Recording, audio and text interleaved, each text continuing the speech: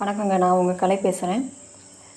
நம்மளுடைய தமிழக அரசு பார்த்திங்கன்னா, மக்கள் ஏழை எளிய மக்களை கருத்தில் கொண்டு தான் பல நல்ல திட்டங்களை செஞ்சுட்டு வராங்க.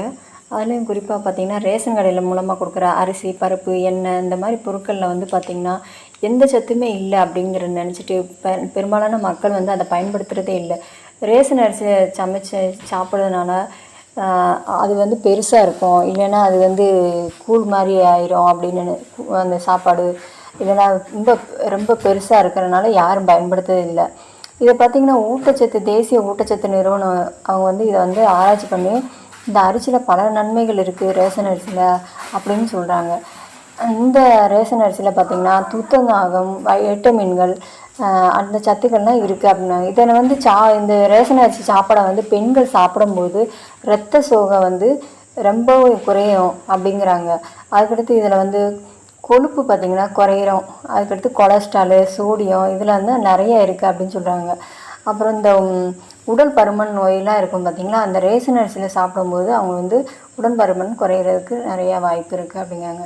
ரேஷன் அரிசியில் கார்போஹைட்ரேட் அதிகம் இருக்கனால உடலுக்கு தேவையான அந்த எரிபொருட்களை மூளைக்கு சீராக செயல்படுத்துறதுக்கு கொண்டு போகிறதுக்கு ரொம்ப பயன்படுது.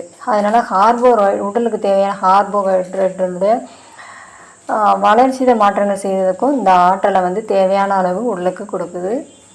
அதுக்கடுத்து நம்ம பெரும்பாலும் பார்த்திங்கன்னா, அந்த வெளியில் நல்லா சூப்பர் மார்க்கெட்டு இந்த மாதிரி வெளிக்கடைகளில் பாலிசி நல்லா பாலிசி செஞ்சுருக்கோம் பார்த்திங்களா. இந்த அரிசி ரேஷன் அரிசி வச்சு கொஞ்சம் குண்டாக இருக்கும், கொஞ்சம் கரையாக இருக்கிற மாதிரி காலுக்காக இருக்கிற மாதிரி இருக்கும். ஆனால் அந்த வெளியில் இருந்து நம்ம வாங்கிட்டு வர அரிசி பார்த்திங்கன்னா பாலிசி செஞ்சுருப்பாங்க. அது உடலுக்கு நிறையாவே தீங்கு விளைவிக்கும் தெரிஞ்சிருந்தாலுமே மக்கள் அதை தான் காசு கொடுத்து கிலோ ரேட்டு ஒவ்வொரு கேட்டகரியில் இருக்குது. அது விலை கூட இருந்தாலும் அதை தான் வாங்குகிறாங்க. இது ஃப்ரீயாக கொடுக்குறனால யாரும் வாங்கி இதனுடைய நன்மைகள் தெரியாமல் சாப்பிட மாட்டேங்காங்க. இதில் ஏராளமான சத்துக்கள் இருக்குது. ஒரு வேளை நீங்கள் பார்த்துக்கிட்டு இருக்கவங்க உங்களுக்கு இதோட நன்மைகள் தேவைப்படுது அப்படின்னா நீங்கள் இதை பற்றி ரேஷன் கடையில் இருக்கிற அரிசியை வாங்கி பயன்படுத்துங்க.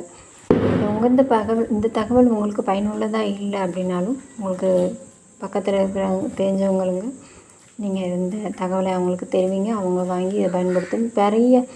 நிறைய விதமான நோய்கள் வராமல் நம்ம ஆரோக்கியமாகவும் சுகாதாரமாகவும் இருக்க நம்மளுக்கு இந்த ரேஷன் அரிசி ரொம்ப உதவியாக இருக்கும். மற்றொரு நல்ல ஒரு தகவலுடன் உங்களை சந்திக்கும் வரை உங்களிடம் விடைபெறுவது உங்கள் கலை. நன்றி, வணக்கம், பை பாய்.